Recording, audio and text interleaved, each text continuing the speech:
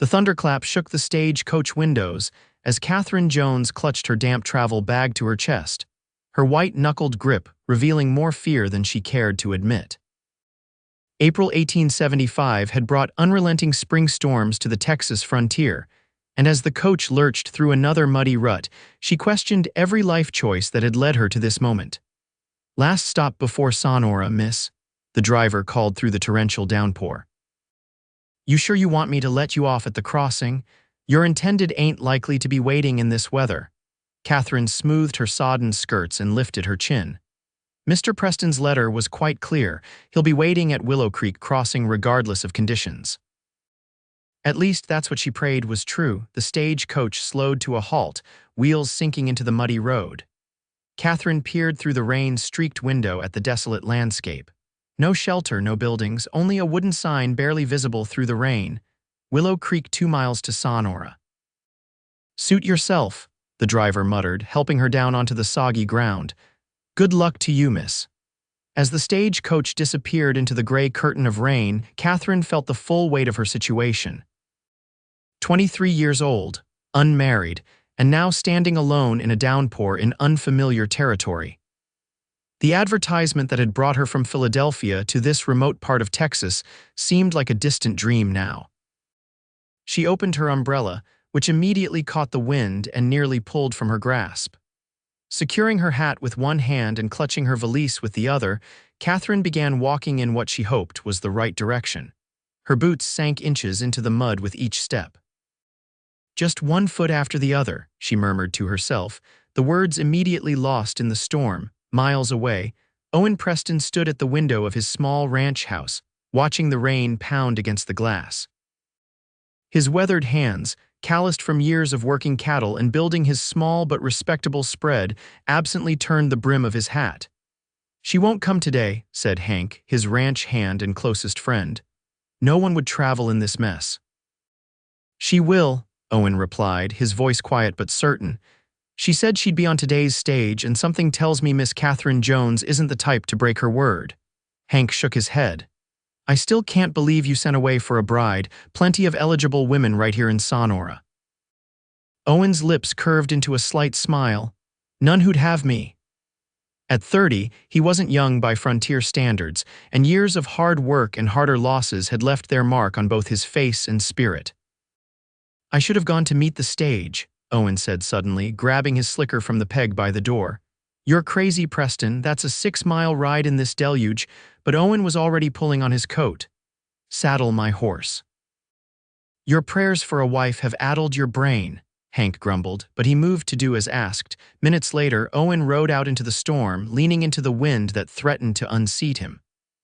Rain drove against his face like needles, but he pressed on toward Willow Creek Crossing. The route was treacherous in good weather. The creek had a tendency to flood, and the path grew slick with mud. But Owen rode with the determination of a man who had spent too many years alone. Katherine had made it nearly a mile when disaster struck. The path curved downward toward what would normally be a small stream, but was now a rushing torrent of muddy water. As she carefully picked her way down the slope, her foot slipped, and she tumbled forward, landing hard on her side. Her valise burst open, spilling her few precious belongings into the mud. "No, no, no," she cried, scrambling to gather her things before they washed away.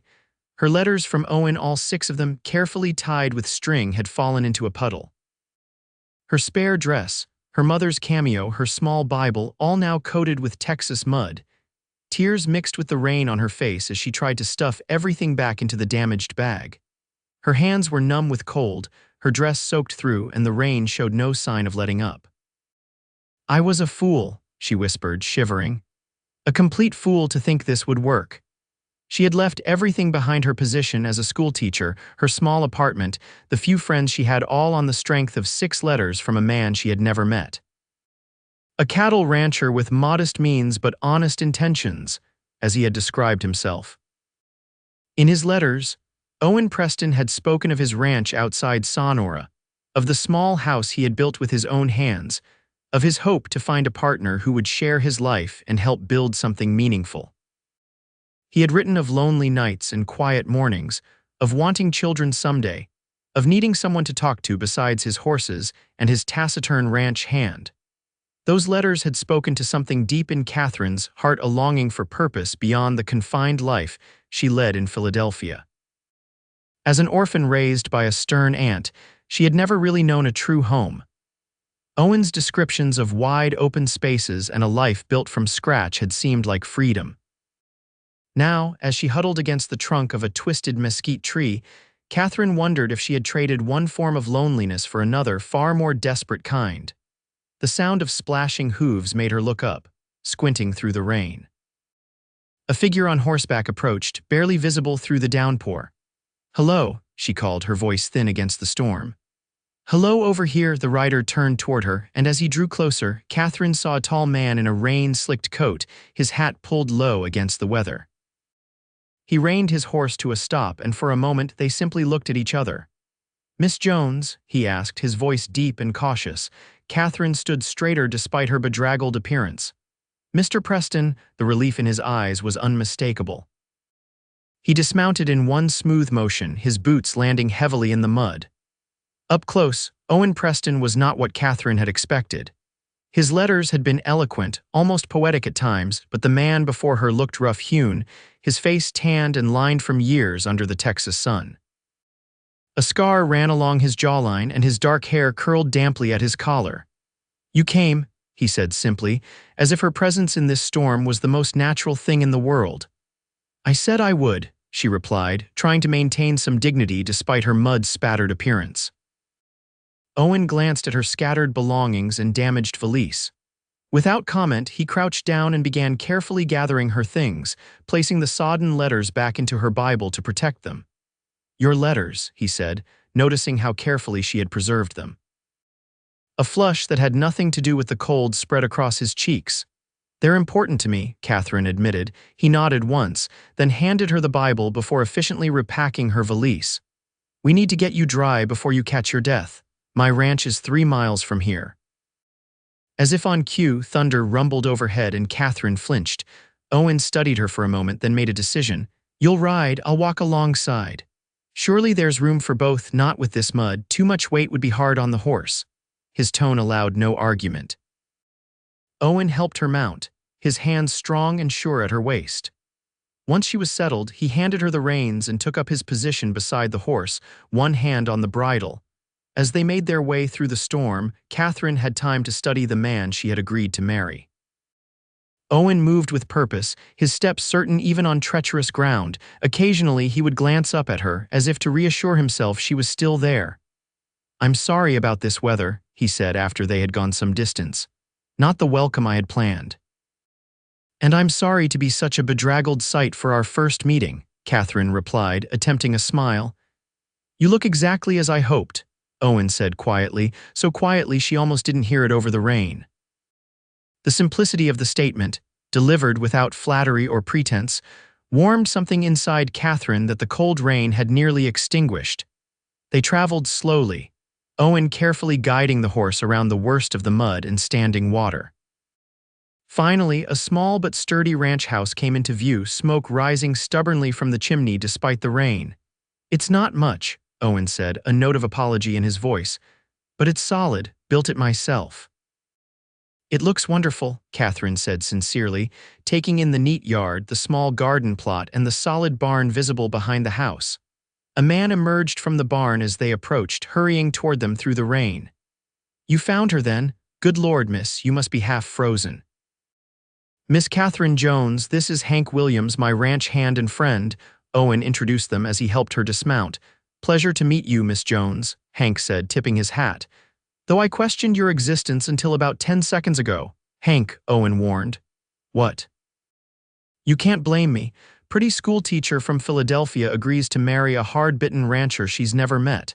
Sounds like a tall tale to me." Despite his words, Hank's smile was kind. "I assure you, Mr. Williams, I am quite real, though perhaps not at my best at the moment," Katherine replied, attempting to wring water from her skirts. "Let's get you inside," Owen said, guiding her toward the house while Hank took charge of the horse. The inside of the ranch house was simple but welcoming, with a fire blazing in the stone hearth. A rough-hewn table with 4 chairs stood in what served as the kitchen, while a small sitting area with a bookshelf held pride of place near the fire. "There's a bedroom through there," Owen said, pointing to a door on the far wall. "It's yours. I've been sleeping in the lean-to out back since I built it last month."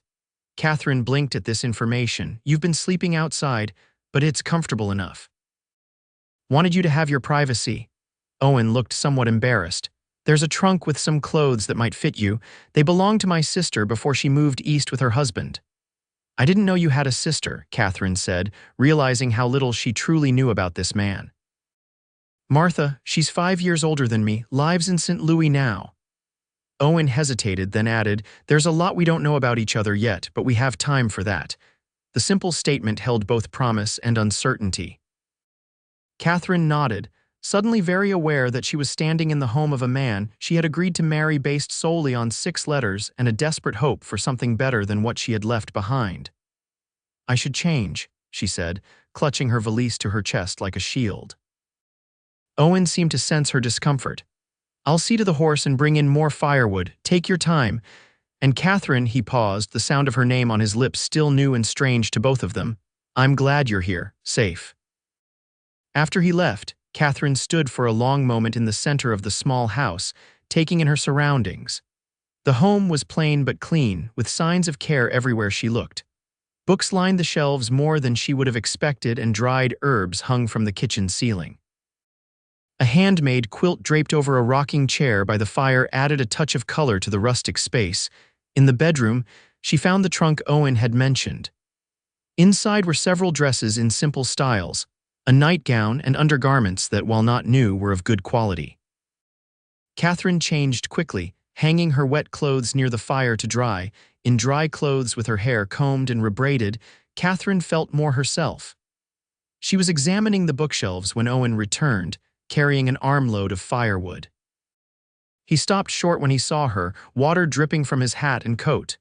"You look," he began, then shook his head. "I should change too." Katherine busied herself making tea with the kettle hanging by the fire while Owen disappeared into the lean-to. When he returned, he had changed into dry clothes, his dark hair still damp but combed back from his face. "You have quite a collection of books," Katherine said, handing him a cup of tea. Owen accepted it with a nod of thanks. "Reading passes the time on winter nights." "And out here winter nights are long." "I noticed you have several volumes of poetry, Wordsworth, Tennyson." A flush crept up Owen's neck. "Those were my mother's. She taught school before she married my father." "Like me," Katherine said softly. "Yes." Owen met her eyes. "That's part of why your letter stood out among the responses I received." Katherine sat down in the rocking chair, cradling her tea cup. "How many responses did you receive?" 7, Owen answered honestly. "But yours was the only one that didn't ask about the size of my ranch or how many cattle I run. You asked about what books I read and whether the stars are bright in the Texas sky." Katherine remembered writing those questions, wondering if they would seem frivolous to a hard-working rancher. "And are they bright? I mean, brighter than you can imagine," Owen said, his voice dropping lower. "When there's no moon, you can see the Milky Way stretched across the sky like a river of light." The poetic description reminded Katherine of his letters, glimpses of the thoughtful man beneath the weathered exterior. Thunder crashed outside, making her jump. Owen moved to stoke the fire, adding another log. "Storms not letting up, might last through the night." An awkward silence fell between them as they both contemplated what that meant. They were effectively trapped together, 2 strangers who had agreed to marry but had only just met. "Mr. Preston," Katherine began. "Owen, please." "Owen," she corrected herself. "I think we should discuss our arrangement." He nodded, his expression serious as he took a seat across from her. "I know this isn't conventional, and I want you to feel comfortable. The preacher comes through Sonora every 3rd Sunday. That gives us nearly 2 weeks to get to know each other before the wedding." If he hesitated, "If you still want to go through with it." The unspoken question hung in the air between them. Owen was giving her an out, Katherine realized, a chance to change her mind. "I came a very long way," she said carefully. "I wouldn't have done that if I wasn't serious about this commitment." Relief crossed Owen's features. "Good, that's good." He cleared his throat. "In your last letter, you asked why I decided to seek a mail-order bride." Katherine nodded, having wondered if he would ever address the question directly. Owen looked down at his hands, strong and work-roughened. I've been alone a long time. My parents died when I was 22. Fever took them both within a week of each other. My sister was already married by then. I inherited this land and not much else. He paused. Built everything you see with these hands. It's a good life, but a solitary one. Why not court someone from Sonora? Katherine asked, echoing Hank's earlier question. A wry smile twisted Owen's lips. I tried a few years back. Sarah Miller, the mercantile owner's daughter, we courted for nearly a year before she decided she couldn't bear the thought of ranch life. He shrugged. Can't blame her. It's a hard life for a woman out here. Yet you asked me to share it with you, Katherine pointed out. I did. Owen met her gaze directly. Because in your letters, you wrote about wanting purpose, about being tired of feeling useless in a world that has little use for unmarried women beyond the schoolroom. You wrote about wanting open spaces and room to breathe. His voice softened. I have purpose to spare, Katherine, and all the open space you could want. The honesty in his words moved her deeply. This was the man whose letters had convinced her to travel across the country, thoughtful, direct, and unafraid of hard truths. What about you? Owen asked. Why did you answer my advertisement? I'm sure you had other options. Katherine considered the question. After my parents died, I was 16. I went to live with my aunt in Philadelphia. She was strict, believed a woman's only purpose was to make a suitable match. When I chose to become a teacher instead, she barely spoke to me for 2 years. She traced the pattern on the teacup with her finger. Teaching gave me independence, but also limitations. I lived in a tiny room, teaching other people's children, watching them grow and leave. Year after year, the same lessons, the same 4 walls. She looked up at him. Your letters spoke of building something, creating a life, not just existing in one already laid out. Owen nodded slowly, understanding in his eyes. They sat in companionable silence for several minutes, listening to the rain beat against the roof and the fire crackling in the hearth. I should make us something to eat, Owen said finally, standing. You must be hungry after your journey. They worked together to prepare a simple meal of beans, cornbread, and preserved peaches. Katherine found herself studying Owen as he moved around the kitchen, the careful way he handled utensils, the quiet efficiency of his movements, the unexpected gentleness in hands that looked capable of breaking iron. As they ate, Owen told her about the ranch, 20 acres, 16 head of cattle, plans to expand when he could afford to buy the adjacent property. Katherine shared stories about her students in Philadelphia, the books she loved, her dreams of someday writing stories of her own. The storm continued to rage outside, but inside the small ranch house, something fragile was beginning to take root. After dinner, Katherine insisted on washing the dishes while Owen checked on the animals once more. When he returned, soaked again despite his slicker, he found her examining the contents of a drawer in the small desk by the bookshelf. I'm sorry, she said quickly, closing the drawer. I shouldn't pry. No need to apologize, Owen replied, hanging his wet coat by the door. This is going to be your home too. Katherine hesitated, then opened the drawer again. I found these, she said, pulling out a stack of papers. They're prayers. Owen's face colored slightly. Yes, I write them down sometimes, old habit from when I was younger. Katherine glanced at the top paper, recognizing Owen's neat handwriting. Lord, send me someone with courage and kindness. Someone who sees beauty in small things. Someone who wants to build a life, not just live in one. Someone who will look at this wild country and see home. The date at the top was from 6 months earlier, just before he had placed the advertisement for a bride. You prayed for me, Katherine said softly, looking up at him, before you even knew me. Owen took the papers gently from her hands. I prayed for someone like you, he corrected quietly. Never thought the Lord would take me so literally. The simple statement, spoken without artifice or flattery, touched something deep in Katherine's heart. This man, this stranger who was to be her husband, had prayed for someone exactly like her. The intimacy of the moment was interrupted by a particularly violent crash of thunder that seemed to shake the very foundations of the house. Katherine jumped, and Owen instinctively moved closer to her. Storm's right overhead now, he said, his voice low, should pass soon. Katherine nodded, suddenly very aware of how close they were standing, of the warmth radiating from him in the cool room. I should retire, she said, taking a step back. It's been a long day. Owen nodded, respecting her need for space. Of course. There's extra blankets in the trunk if you need them. Thank you for everything. Katherine paused at the bedroom door. Good night, Owen. Good night, Katherine, he replied, his voice gentle in the firelit room. That night, as rain pounded against the roof and thunder shook the windows, Katherine lay awake in the unfamiliar bed, listening to the sounds of her new home. Occasionally, she heard movement from the lean to where Owen slept, a man who had prayed for someone like her, who had ridden out in a storm to find her, who was giving her time to know her own mind. As she finally drifted towards sleep, Katherine realized that for the first time in many years, she felt something like hope. Morning arrived with surprising clarity, the storm having blown itself out during the night. Sunlight streamed through the small window, and Katherine awoke to the unfamiliar sounds of a ranch coming to life, roosters crowing, cattle lowing in the distance, the clatter of buckets and tools. She dressed quickly in one of the dresses from the trunk, grateful to find it fit reasonably well. After braiding her hair and pinning it up, she emerged from the bedroom to find the main room empty, but a fire already burning in the hearth and coffee bubbling on the stove. The front door was open, allowing fresh air and sunlight to stream in. Katherine stepped onto the porch and caught her breath at the vista before her. Yesterday's rain had left the world washed clean, the hills around the ranch a vibrant green against the brilliant blue sky.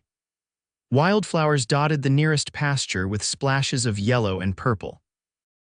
In the distance, she could see Owen and Hank working in the corral, their voices carrying clearly in the morning air as they drove cattle through a gate. Katherine stood watching for several minutes, struck by the fluid way Owen moved, his confidence with the animals, the easy authority in his commands. This was a different man from the one who had sat quietly by the fire discussing poetry. Both were genuine. She realized different facets of a complex person she was only beginning to know. Katherine returned inside and busied herself making breakfast, finding eggs and bacon stored in the small pantry. By the time Owen came in, wiping his boots carefully at the door, she had a substantial meal waiting on the table. He stopped short at the sight. "You didn't have to do that." "I wanted to," Katherine replied simply. "It seemed the least I could do after you rescued me from that storm." A small smile touched Owen's lips. "Hardly a rescue, you were managing just fine." "Was I? I felt rather pitiful, to be honest." "Not pitiful," Owen contradicted, taking a seat at the table. "Determined." They ate breakfast together, the initial awkwardness of the previous night giving way to more comfortable conversation.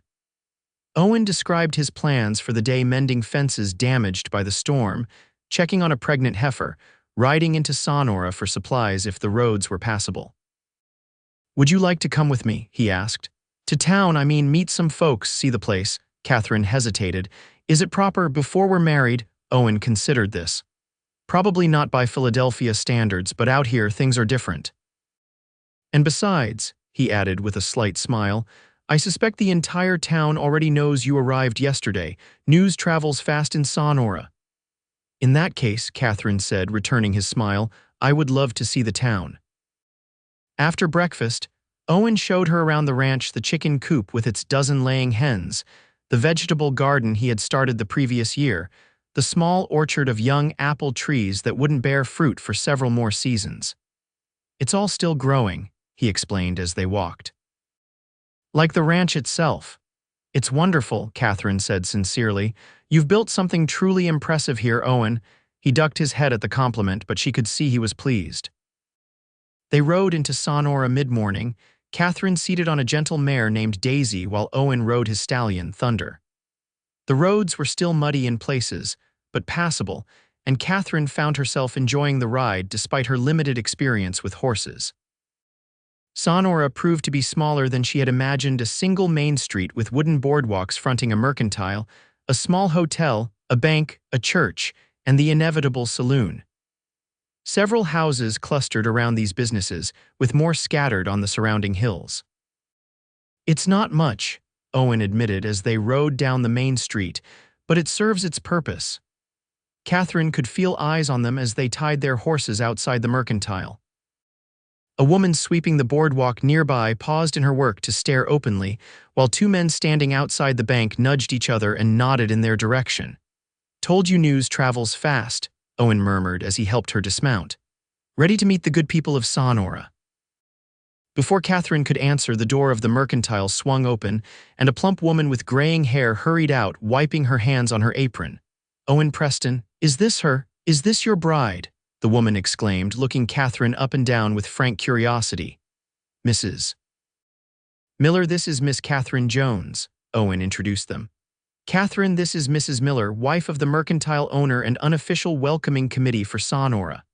"Oh, hush," Mrs. Miller scolded, but she smiled as she took Katherine's hands in her own. "Welcome to Sonora, my dear. We've all been wondering when Owen's mystery bride would arrive. Come in, come in. I want to hear all about your journey." Inside the mercantile, Katherine was introduced to Mr. Miller, a quiet man with intelligent eyes who seemed content to let his wife do the talking. Within minutes, several other women had appeared, ostensibly to shop but clearly drawn by the news of the mail-order bride's arrival. Katherine found herself the center of attention as she answered questions about Philadelphia, her journey west, and how she had come to correspond with Owen. She noticed that Owen remained nearby, occasionally steering the conversation away from topics that might embarrass her, but mostly allowing her to navigate the social waters on her own. "And when is the wedding to be?" asked Mrs. Baker, the banker's wife, a thin woman with sharp eyes and sharper curiosity. "When Reverend Thomas makes his monthly visit," Owen answered before Katherine could. 2 weeks from Sunday. "So soon?" Mrs. Baker raised her eyebrows. "Hardly time for proper preparations." "We're not looking for anything elaborate," Owen said firmly, "just a simple ceremony." "Nonsense," Mrs. Miller declared. "Every bride deserves a proper wedding. Even out here in Sonora, we'll have a celebration at the church and a dinner after. Won't we, ladies?" The other women nodded enthusiastically, and Katherine found herself swept up in discussions of flowers, music, and what she would wear. Owen caught her eye over Mrs. Miller's head, his expression apologetic but also somewhat amused. "I should finish my errands," he said finally. "Katherine, I'll meet you back here in an hour, unless you'd prefer to stay longer with the ladies." Katherine recognized the escape he was offering. "An hour should be perfect," she replied, and was rewarded with a quick smile before he departed. As soon as Owen left, the questions became more personal. "How did you come to answer a mail-order bride advertisement, dear?" Mrs. Baker asked. "A pretty young thing like you must have had prospects back east." Katherine chose her words carefully. "I was looking for a change. A chance to build a different kind of life." "Well, you certainly found that with Owen Preston," remarked an older woman Katherine had been introduced to as Mrs. Jacobson, the mayor's wife. "He's a good man, hardworking, keeps to himself mostly, but always first to help when someone's in need." "He's been alone too long," Mrs. Miller added, lowering her voice. "Ever since that business with the Miller girl, my husband's niece, not our daughter. Mind you, he's kept his distance from the local young ladies." Katherine's ears perked up at this mention of Owen's past courtship, but she was too polite to pry directly. Mrs. Miller had no such compunctions. "Sarah broke his heart, plain and simple, strung him along for a year, then turned him down flat when he proposed. Said she couldn't bear the thought of living so far from town." She sniffed disapprovingly. 3 miles, as if that's the end of the earth. "She married a banker from San Antonio the very next year and moved clean out of the county." "Owen took it hard," Mrs. Jacobson added. "Threw himself into building that ranch of his. Hardly saw him in town for months at a stretch." Katherine absorbed this information, piecing it together with what Owen had told her the previous night. The rejection had clearly affected him deeply enough to make him seek a wife from far away rather than risk another local entanglement. "He's a good catch," Mrs. Miller said, patting Katherine's hand. "That ranch might not be the biggest in the county, but it's growing, and there's not a better-built house for 20 miles. He made that furniture himself, you know, learned carpentry from his father." By the time Owen returned, Katherine had been thoroughly briefed on his character: steady, reliable, occasionally stubborn, his prospects promising with hard work, and his standing in the community respected if somewhat reserved. She had also been gifted a jar of preserved peaches, a small sack of hard candies, and a promise of help with wedding preparations. On the ride back to the ranch, Katherine shared some of what she'd learned, careful not to reveal how much the women had gossiped about his past. "They seem very fond of you," she observed. "Especially Mrs. Miller." Owen looked embarrassed. "She's been trying to mother me since my parents died. Means well." "She mentioned you made the furniture in the house," Katherine said. "It's beautiful work." "My father was a carpenter before he took up ranching," Owen explained. "Taught me everything he knew, said a man should be able to build what he needs with his own hands." Katherine thought about the solid table, the comfortable chairs, the bookshelves filled with carefully chosen volumes. "He taught you well." They rode in companionable silence for several minutes before Katherine gathered her courage to ask the question that had been on her mind. "Owen, are you sure about this? About me? The women in town seemed surprised by your choice of a bride from so far away." Owen reined in his horse, turning to look at her directly. "I'm sure, Katherine, I knew what I was looking for and I wasn't finding it here." He paused, choosing his words carefully. "I wanted someone who chose this life with open eyes, someone who wanted it for what it is, not despite what it is."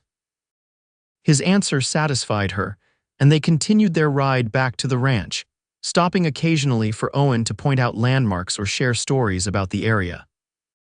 The next 2 weeks passed in a blur of activity as Katherine settled into life at the ranch, while simultaneously helping with preparations for the wedding. Each day brought new discoveries about ranch life, about Sonora, but mostly about Owen. She learned that he rose before dawn every day, starting the fire and putting on coffee before heading out to care for the livestock. She learned that he was a man of routine, methodical in his work, but also willing to adapt when circumstances demanded it. She learned that he had a deep, unexpected sense of humor that revealed itself in quiet observations and occasional dry remarks. For his part, Owen discovered that Katherine was a quick study, eager to learn the rhythms of ranch life. She mastered the wood stove on her second day, took over the care of the chickens by the end of the first week, and even attempted to milk the cow with limited success that left them both laughing. In the evenings, they would sit by the fire, sometimes reading, sometimes talking. Katherine told Owen about her childhood before her parents died, her father's work as a clockmaker, her mother's love of music, the small house in Pittsburgh where she had grown up. Owen shared memories of his own parents, his father's patience, his mother's determination, the lessons they had taught him about perseverance and hard work. Their comfort with each other grew day by day, built on shared work and quiet conversations. But there remained a careful distance between them, a recognition that despite their agreement to marry, they were still getting to know each other. 3 days before the wedding, a letter arrived for Katherine from her aunt in Philadelphia, a terse missive expressing disapproval of her rash decision, and suggesting she would come to regret exchanging civilization for wilderness. Owen found her on the porch after reading it, her expression troubled. "Bad news?" he asked. Sitting beside her on the bench he had built the previous summer, Katherine handed him the letter. "My aunt, she's not pleased with my choices." Owen read it quickly, his brow furrowing at the critical tone. "I'm sorry," he said, returning the letter. "Family disapproval is hard to bear." "She's not really family," Katherine replied. "Not in the ways that matter. She took me in out of duty, not affection." She looked out at the setting sun painting the hills in gold and pink. "This feels more like home after 2 weeks than her house ever did in 7 years." The simple declaration hung in the air between them. Owen's hand moved slightly toward hers on the bench, then stopped, as if he wasn't sure the gesture would be welcome. Katherine closed the distance, placing her hand over his. "I don't regret coming here, Owen, whatever happens." His fingers curled around hers, warm and strong. "I'm glad," he said quietly. They sat together as the sun disappeared behind the hills, hands linked, watching as the first stars appeared in the deepening blue sky. The day before the wedding brought an unexpected challenge. Katherine was hanging laundry on the line behind the house when she heard a commotion from the corral. Running toward the sound, she found Owen and Hank struggling with a young bull that had somehow broken through the fence. "Stay back," Owen shouted when he saw her approaching. The bull was thrashing wildly, its eyes rolling in panic, while Owen attempted to secure a rope around its neck. Katherine retreated to the safety of the porch, watching anxiously as the two men worked to subdue the frightened animal. In a heart-stopping moment, the bull charged, catching Owen with one horn and knocking him to the ground. "Owen," Katherine cried out, starting forward before common sense stopped her. Hank was already at Owen's side, helping him to his feet. Even from a distance, Katherine could see blood staining Owen's shirt. The bull, momentarily confused, allowed Hank enough time to drag Owen to safety behind the fence. Katherine ran to meet them, her heart pounding with fear. "How bad is it? Should I ride for the doctor?" "It's not deep," Owen grimaced, pressing his hand to his side where the horn had grazed him. "Just a scratch." "Like hell it is," Hank contradicted. "That needs stitching, boss." Despite Owen's protests that he could continue working, Hank took charge of the bull while Katherine insisted on treating the wound.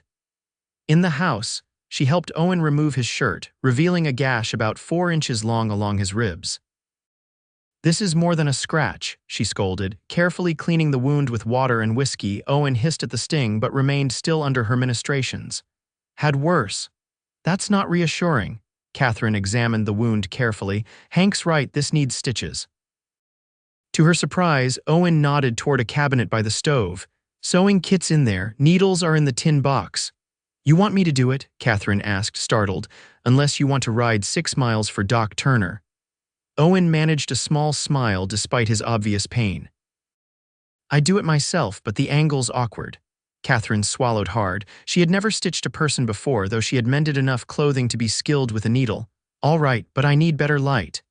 They moved to the porch, where the midday sun provided ample illumination. Katherine sterilized a needle with fire and alcohol, then threaded it with silk thread from Owen's sewing kit. Her hands trembled slightly as she prepared to make the first stitch. "I don't want to hurt you," she admitted. Owen's eyes softened. "You won't." "That's physically impossible," Katherine retorted, but his confidence steadied her nerves. She worked carefully, making small, neat stitches to close the wound. Owen remained stoically silent throughout the procedure, only the occasional tightening of his jaw betraying his discomfort. As she tied off the last stitch, Katherine realized how intimate the moment was, her hands on his bare skin, his complete trust in her care, the shared vulnerability of the situation. When she looked up, she found Owen watching her with an expression she couldn't quite interpret. "Thank you," he said simply. Katherine nodded, suddenly shy as she bandaged the wound with clean strips of cloth. "You should rest." "Wedding's tomorrow," Owen reminded her. "No time for resting." "The wedding can wait if you're not well," Katherine said firmly. Owen caught her hand as she finished securing the bandage. "I've waited long enough to make you my wife, Katherine Jones. A little horn gash isn't going to delay me another day." The intensity in his voice sent a shiver through her that had nothing to do with fear. For the first time, Katherine truly understood that this man, this near stranger who had become so familiar in just 2 weeks, wanted her specifically, not just any wife who would share his work and his home. "Then I suppose we'd better make sure you don't tear those stitches before tomorrow," she managed to say, her voice steadier than she felt. That night, their last before becoming husband and wife, Katherine sat in the rocking chair by the fire, mending the shirt that had been torn by the bull's horn. Owen watched her from his seat at the table, where he was making notes in his account book. "Penny for your thoughts," he said after a long silence. Katherine looked up from her sewing. "I was thinking about prayers," she admitted. "About the one you wrote asking for someone like me." Owen set down his pencil, giving her his full attention. And I realized I never told you that I prayed too," Katherine said softly. "Not with paper and pencil like you, but in my own way, for purpose, for belonging." She met his gaze. "For home." Owen's expression softened. "And have you found those things here?" "I believe I have," Katherine replied honestly. "Or at least I found the place where I can build them." The wedding day dawned clear and mild, a perfect late April morning. Katherine woke early, filled with a combination of nervousness and quiet certainty. Today she would become Mrs. Owen Preston, committing herself to this man and this life she had chosen. Mrs. Miller arrived mid-morning with several other women from town, bearing flowers and food for the celebration. They helped Katherine dress in her best gown, the one she had worn for traveling, now carefully cleaned and pressed, and arranged her hair with sprigs of wildflowers. "You make a lovely bride," Mrs. Miller declared, stepping back to admire her work. Owen won't know what hit him. Katherine blushed at the praise but had to admit the effect was pleasing. The simple blue dress complemented her eyes, and the wildflowers added a touch of natural beauty that seemed appropriate for a ranch wedding. The ceremony was held at the small church in Sonora, which had been decorated with more wildflowers and ribbons. Nearly everyone in town attended, curious to witness the union of the reserved rancher and his mail-order bride. Owen waited for her at the altar, looking handsome but somewhat uncomfortable in his best clothes. His eyes never left her as she walked down the aisle alone, having no family to give her away. When she reached his side, he took her hand in his, and she could feel a slight tremble in his fingers that matched her own nervousness. Reverend Thomas conducted a simple service, speaking of commitment and partnership, of building a life together through good times and bad. When it came time for the vows, Owen's voice was clear and certain as he promised to love, honor, and cherish Katherine for all his days. When her turn came, Katherine looked into the eyes of the man who had prayed for someone like her, who had ridden through rain to meet her, who had given her time to know her own heart. I, Katherine Jones, take you, Owen Preston, to be my lawfully wedded husband, she said, her voice steady despite the emotion welling in her chest. I promise to love and cherish you, to stand by your side through all that life brings us, to build a home and a family with you, as long as we both shall live. The simple gold band Owen placed on her finger had belonged to his mother. As Reverend Thomas pronounced them husband and wife, Owen hesitated only briefly before leaning down to place a gentle, almost tentative kiss on her lips there first. The celebration afterward was held in the churchyard, with tables laden with food contributed by nearly every household in Sonora. Katherine found herself surrounded by well-wishers, most of whom she had met during her 2 weeks in town. You've brought life back to Owen's eyes, Mrs. Jacobson told her quietly during the festivities. It does my heart good to see it. Owen remained close to Katherine throughout the celebration, his hand occasionally finding hers or resting lightly at the small of her back. These small touches, new in their relationship, sent pleasant shivers through her each time. As the sun began to set, they said their goodbyes and rode back to the ranch, their ranch now, truly shared. Hank had tactfully arranged to stay in town for the night, giving the newlyweds privacy for their first evening as husband and wife. At the ranch house door, Owen surprised Katherine by sweeping her into his arms, mindful of his healing wound and carrying her across the threshold. Welcome home, Mrs. Preston, he said softly, setting her gently on her feet in the main room, which had been tidied and decorated with more wildflowers in her absence. It feels right, Katherine replied, looking around at what was now unquestionably her home. Being here, being your wife. Owen's eyes darkened at her words. Katherine, he began, then stopped, seemingly at a loss. She understood his hesitation. Despite their marriage, they were still learning each other, still finding their way from strangers to partners to something more. Taking a deep breath, Katherine reached up to touch his face, her fingers tracing the line of his jaw. I may have arrived as a stranger, she said softly, but I'm here now as your wife in every way. The tension in Owen's shoulders eased at her words. He covered her hand with his own, turning to press a kiss to her palm. I want you to be sure, he murmured. I can wait if you need more time. Katherine shook her head, stepping closer to him. I've made my choice, Owen. I chose you. Their second kiss was different from the chaste one they had shared in the church, deeper, filled with promise and growing desire. Owen's arms encircled her waist, drawing her against him while Katherine's hands moved to his shoulders, feeling the strength there. When they finally parted, both were breathing more quickly.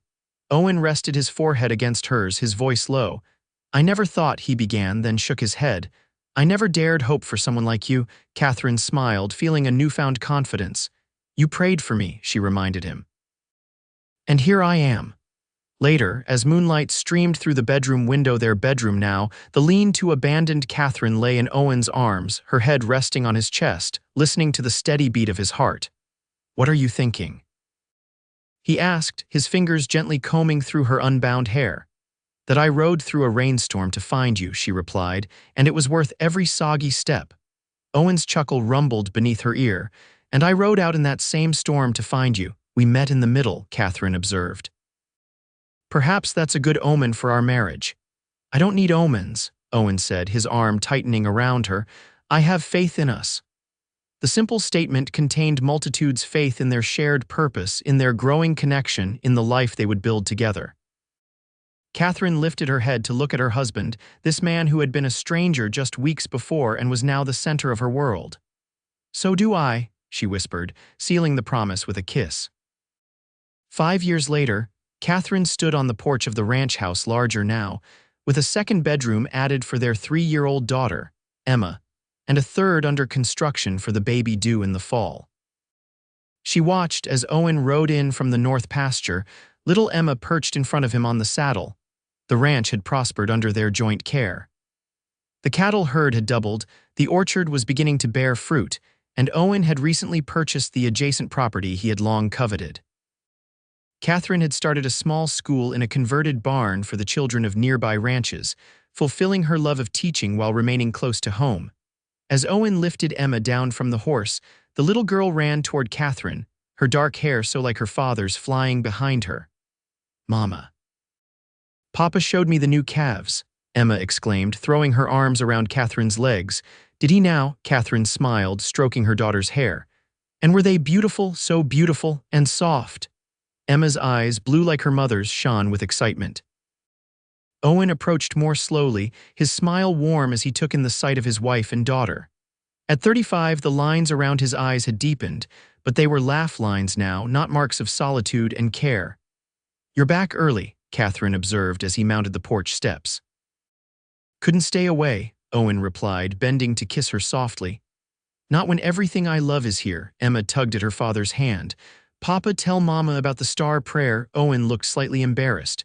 It's nothing, Papa wrote a prayer about me, Emma announced proudly. And about you, Mama, Katherine raised an eyebrow at her husband. Did he now? I might have jotted something down last night, Owen admitted. This one found it on my desk this morning. He ruffled Emma's hair affectionately. And what did this prayer say? Katherine asked, curious. Owen's expression softened. It was a thank you, mostly, for answering my first prayer so completely, for you, for Emma, for the new little one. His hand rested gently on Katherine's rounded belly, for everything we've built together. Katherine covered his hand with her own, thinking of that rainy day 5 years ago when she had stood at a muddy crossroads, uncertain and afraid. How far they had come since then, how much they had created together. I'm thankful, too, she said softly, for the man who prayed for someone like me. For the life we've made. As the sun set behind the hills they both loved, Owen drew his family close, holding them in the circle of his arms, the wife he had prayed for, the daughter they had created together, the new life growing within Katherine. I used to watch the sunset alone, he murmured against her hair. Now I can't imagine seeing it any way but this. Katherine leaned into her husband's embrace, surrounded by the life they had built from letters and prayers and a leap of faith in a rainstorm. Neither can I, she whispered. Neither can I,